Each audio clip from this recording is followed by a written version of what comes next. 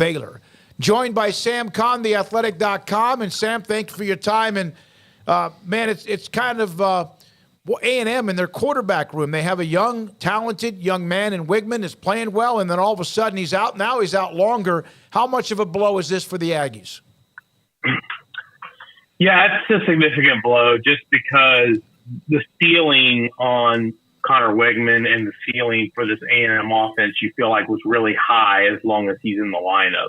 They haven't been perfect by any means this year. Certainly the Miami game was evidence of that. They had some difficulties picking up pressures and keeping him protected, but he's really the centerpiece that makes this thing go. He's mobile. He's got tremendous arm talent. He's super confident.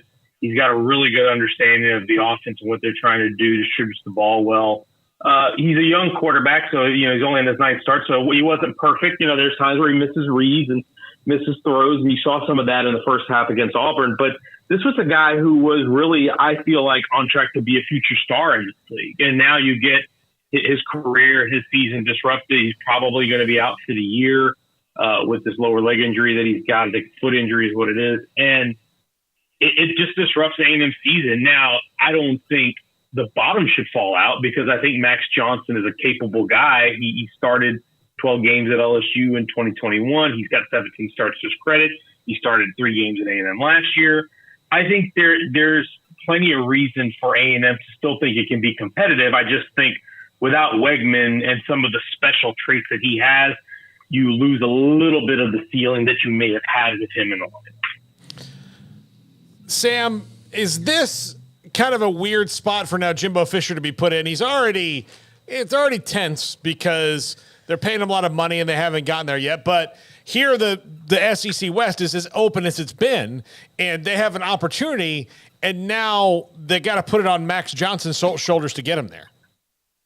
Yeah, that's what makes this fascinating because, like I said, on one hand, with Conner Weigman, if things were to go right with the SEC West looking the way it is, could you envision a scenario where A&M would win the SEC West? I don't think it's out of the question. I certainly, after the Miami loss, I wouldn't pick them to do it because there were still some flaws there, and the first half of Auburn didn't really inspire a lot of confidence. But you still could see, when you look at the sheer talent on the roster, defense and offense, you felt like, hey, it wouldn't be completely nonsensical for them to win the division this year, as vulnerable as it is. I think LSU is still a favorite at this point. But I think anything could happen. With Johnson, I think the ceiling's just a little bit lower, and I think it's harder to ask them to win the division this year. But I still think this is a team that should win at least 8 games, if not 9. When I saw the talent that they had and just seeing them up close and personal, I was at the Auburn game, and they overwhelmed Auburn offensively. Like the defense, their defensive front really overwhelmed Auburn's offense. And Auburn's got its own issues, but I don't remember seeing A&M having a talent advantage over an SEC West team quite to that degree, or certainly one of the SEC West teams that recruits at a similar level, which Auburn is supposed to. I don't think they did in the Harsin era. But to me, I look at that team in terms of talent and thought to myself, before Weigman got hurt, I turned to somebody who was sitting next to me in the press box and I said, there's no reason this team shouldn't win 9 or 10 games when you look how much talent they got. They really shouldn't. But it's not just talent. It's coaching. It's all this other stuff that factors into it. And this injury, I think, to Weigman certainly affects that. And so what does it do to Jimbo? I don't know. I think it's less about Conner Weigman and it's more about how do you play. Are you being successful on offense? Are you moving the ball on offense? Are you winning games? Are you competitive in games? Or are you seeing a lot of the same mistakes that we saw last year? Are you seeing some of the offensive ineptitude that we saw last year? I think it's going to be less a win-loss record and more of a you'll know it when you see it based on what you see on the field kind of thing. Sam, what are your thoughts on this Arkansas matchup? Obviously, they've taken their own lumps already. BYU went up to Fayetteville and got them a couple of weeks back, but this has been a crazy rivalry between these two teams. There's been some funky games, but what are your expectations rolling around for this one? Yeah, I guess you would have to expect that it's going to still be really competitive just because that's the way this series has gone. I feel like I have very few of these games when it's been, even when one of the teams has not been great, usually when it's been Arkansas, even the years that Arkansas struggled, these games have been super competitive. Very few of them have been decided by large margins. And it just always has a way of ending weird. Last year you had the fumble return, I think, where they had this, A&M had the strip, and then they pitched it to Monty Richardson, who returned it. And then you had the doink off the top of the goalpost on Arkansas's potential go-ahead field goal late in the game that missed. This is an Arkansas team, obviously, that is not in a great shape either after that BYU loss. And again, I go back to the talent advantage, and I feel like if A&M, even without Weigman, still should be the favorite in this game. And this is a game that if you're A&M, you need to go in there and win this game. I don't really see any reason why they shouldn't. Max Johnson started this game last year, and the offense looked horrid for the first two quarters in that game, but they still found a way to grind it out. I think this team is better than it was a year ago from a talent standpoint. I think they're going to be better defensively so far. And I think offensively, what I've seen so far in the Petrino era suggests to me that they should at least be able to put some points on the board against Arkansas. What did you think about Devin Achane and his performance in the NFL with Miami? Yeah, I certainly didn't expect him to have 4 touchdowns this early in his career, but it doesn't shock me to be successful. He had all the speed, all the ability that you want in a running back, to run between the tackles, to break tackles, and make yards after contact, is an asset in the receiving game as well. That's something I think A&M could have used him more as when he was there. But you love seeing the guys like that succeed, seeing him succeed, seeing Bijan Robinson, the Texas product, succeed at Atlanta. I feel like when we cover colleges, you almost feel like these are like your kids. You cover them, you get to know them for a little while, and you root for them when they move on, and you're really proud of them when they go on to do great things. And I'm not shocked to see Devon Achane having success. All right, Sam, who out of Houston, Texas Tech, and Baylor wins the Tums Award for most upsetting season so far? Woo, man. I think it's got, as much as I want to say Houston, I think it has to be Baylor, because there has not been a single performance that Baylor has put on the board yet that would inspire confidence if I'm a Baylor.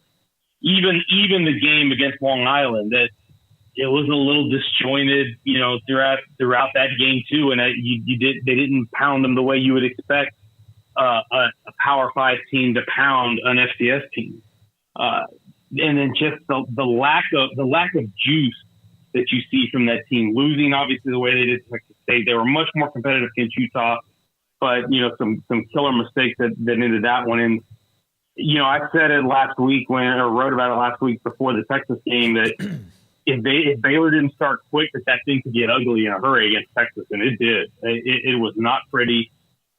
You really don't know where to look for optimism, I think, at this point, if you're a Baylor fan, because the schedule doesn't get a ton easier. I mean, UCF obviously has got a lot of talent. Texas Tech, even though they're 1-3, they've been competitive in all those games, and they have a lot of speed and talent on that roster.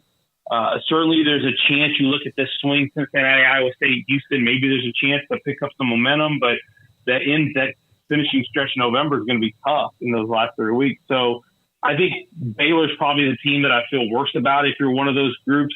Houston certainly hasn't been great, but you at least have 2 wins on the board. The ugly win to start against UTSA, and then you dominate Sam Houston, which is something you should do.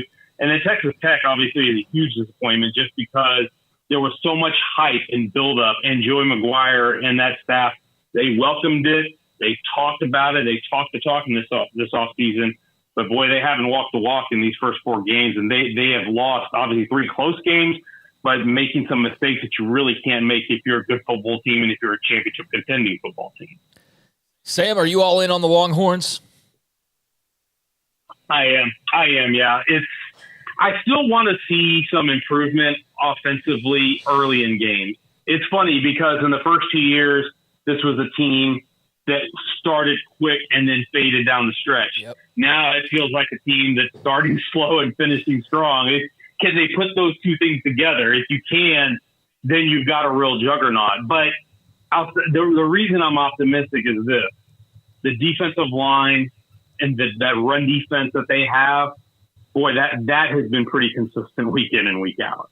And that is something that I think the depth that they've built there, the talent they have in the front seven, I think is really going to help carry them through this year. And while the offense figures it out, and they have so much talent on offense, from Quinn Ewers to Xavier Worthy to A.D. Mitchell to J.T. Sanders to Jonathan Brooks, and even more beyond that. To me, all the pieces are there.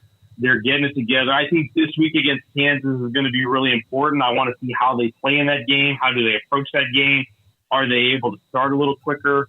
Certainly the rivalry game against Oklahoma is huge, but other than that, I don't see any reason to back off my expectation that they won at least 10 and went to the conference championship game. I think there's even more reason to feel confident they can do that right now.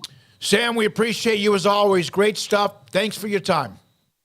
No problem. Thanks for having me, guys. Y'all take care. Sam Conn, theathletic.com, with many things